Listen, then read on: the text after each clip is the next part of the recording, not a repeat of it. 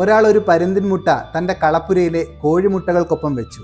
അത് കോഴിമുട്ടകളോടൊപ്പം വിരിയുകയും പരുന്തിൻ കുഞ്ഞ് കോഴിക്കുഞ്ഞുങ്ങളോടൊപ്പം വളരുകയും ചെയ്തു. പരുന്ത് തൻ്റെ കൂടെയുള്ളവരെ പോലെ ഒരു കോഴിയാണെന്ന് കരുതുകയും അത് നിലത്ത് ചികയുകയും ചെറുപ്രാണികളെയും പുഴുക്കളെയും ഒക്കെ ഭക്ഷണമാക്കുകയും ചെയ്തുകൊണ്ടിരുന്നു. അത് കോഴികളെപ്പോലെ കൊക്കുകയും ശബ്ദമുണ്ടാക്കുകയും ചെയ്യുമായിരുന്നു.